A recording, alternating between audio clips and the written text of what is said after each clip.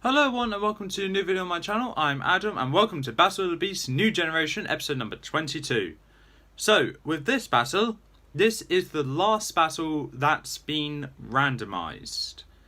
Of round 1 anyway. So yeah, we got 4 more battles to go through to round 1. This is the last one that's been randomly selected from the randomizer that Lucas has done for me. The other 3 battles are fan requested battles. One of them I can definitely see being a fan battle, and the other 2 not as much, but they do have something in common which makes them go like, oh, this could be an interesting one. So yeah, these 3 fan battles I have to the left to the right of me. Well, to you the left, but to me the right. And I got the last matchup here, which I see as the most interesting one, as I honestly do not know which one could win this one. So with that, here we go. The last randomized battle with the last beast of Series 25 and the last beast of Series 21 to fight. That is, of course, Tarantix the Bone Spider from Series 21 and Glaki Spear of the Depths from Series 25. Now, both of these beasts, in my opinion, are absolutely brilliant. I honestly adore both of these beasts. One of them is an amazing water beast, and the other one is a really good improvement on Arachnids and Kamar. And that's saying something, because I like Kamar, but I like Tarantix more now. Now, with this, I think I'm going to need some help here with what they're like. So, let's get to the stats. Tarantix the Bone Spider. Tarantix is a monstrous spider the size of a stagecoach. 6 of her legs end in a free-toe claw, and her massive spider body is a pockmarked graying bone. A tapered point in the rear end of the beast's abdomen generates gooey spider silk, and the many claws cluster on her vast head glitter with venomous hatred. As her awesome abilities go, she has regenerative limbs, burrow under sand, shoot sticky goo, sharp claws, bony shell armor, and 2 side appendages. She'll prove one awesome opponent in the tournament. At first glance, Glaki doesn't look like he can do much, just a large chomp, and that's it. Wrong. He can do so much more with his long, slender body. He can use each part of his body to his advantage, from his razor-sharp teeth all the way down to his tail. Tread carefully, questers, because this beast is one to look out for. Now, let's get to the stats. Sharp fangs, fast swimmer, scythe legs, can create tsunamis, turn water to ice, and shoot ice daggers. He'll prove very effective in the tournament.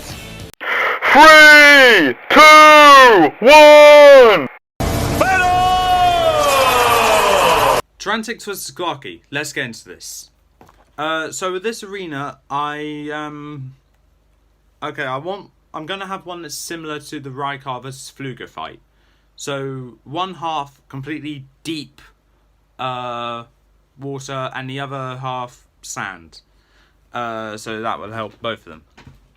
As both beasts exit from the chambers, Tarantix scuttles out and instantly looks for her next opponent, but doesn't seem to see anything in this deep water.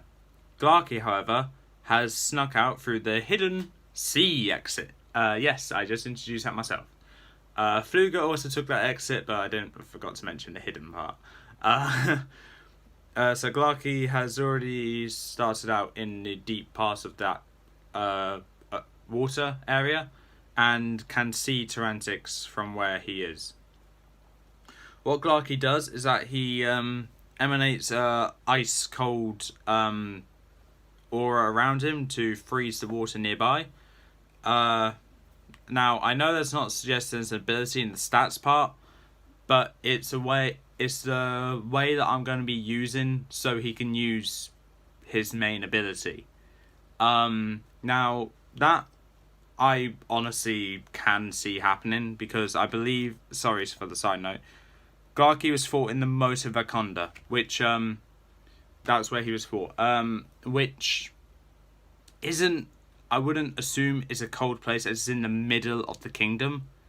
So Glaki has to have something to do with him which makes him cold, which can make the water freezing cold. So that's what he does there. Freezes the water around him, lifts his tail up, smashes it, causing the ice fragments to shoot upwards. From Tarantix's point of view, she sees a whole bunch of shards just pop out of the water, and then Glaki jumps out, swings his tail, and hits them all the shards directly towards Tarantix. Tarantix is able to just sees that, covers her head, and all the spikes just start protruding towards her, which don't do any major damage, but do cause some cracks in her bony shell or abdomen. Tarantix then turns around and shoots the sticky goo from her abdomen, which hits Glaki straight in the head, but due to how big Glaki is and how little goo was shot out, it doesn't really do much to help Tarantix. So Glaki just dives back down and then gets ready for round 2 of the ice fragments. However, Tarantix sees that and goes to the edge of the arena, burrows down in that sand, and then makes a curvature to where she won't be attacked from any ice fragments that decide to go through that hole. She's making her way towards the water, and knowing full well that she's putting herself in danger by possibly drowning herself, if she could get the sneak attack on Glaki, then it'll be all worth it. Glaki shoots up another array of spikes before realising that Tarantix isn't near, and whilst Tarantix doing that, she feels that the water, she sees the water just seeping through the sand now. Seeing that that's probably where she needs to be, she, using her full force of all her limbs, she breaks through that sand, and quickly as she can, she scuttles up the watery side of the sand whilst it's just flooding, causing the water to sink a bit. Glaki notices that and realises that a hole must be made. And what Glaki does is that he looks down in the water and sees Tarantix just trying to sneak up towards Glaki. They make direct eye contact whilst Tarantix still moving because trying to get some air. And Tarantix jumps off the wall just to get onto the underside of Glaki. And Glaki's like, okay. And Glaki swims downwards. Tarantix starts stabbing towards Glaki, but Glaki's not having any of it and just swinging around violently to make Tarantix lose her grip, which she does. And then Glaki starts trying to bite down on Tarantix's limbs. Tarantix is trying to fight back in this water. You can, from the top, you can see air bubbles just popping outwards, going slower and slower. And after Glaki is able to bite off 3 of Tarantix's limbs, Glaki decides to help Tarantix a bit by putting his tail underneath Tarantix and hoisting it upwards, chucking Tarantix out of the water with also ice fragments. Glaki swims agilely upwards, jumps out, and swings his tail away, batters Tarantix to the ground, and saving Tarantix's life from drowning, but also having ice fragments hit Tarantix all over the place with so much force that is now breaking the bone that Tarantix has. Tarantix, realising that she's gonna have a hard time fighting this thing, decides that she might be better off draining the water. However, before she starts burrowing underground, she sees Glaki starting to come out of the water just to attack Tarantix. So Tarantix is now burrowing underground and being chased by Glaki, who's just pushing the ground aside, making a big enough space for him. Just biting, trying to snap at Tarantix.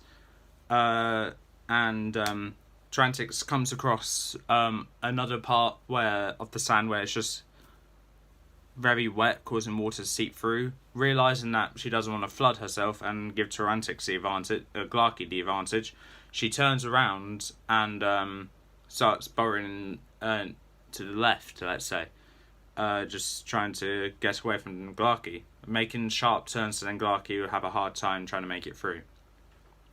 However, Glaki sees that the wet sand is there and realizes that the water will be there. So what he decides to do is that he charges full strength into that sand, breaking it, causing water to flow right into that sand hole that Tarantix is making, causing Tarantix to get completely drenched in water.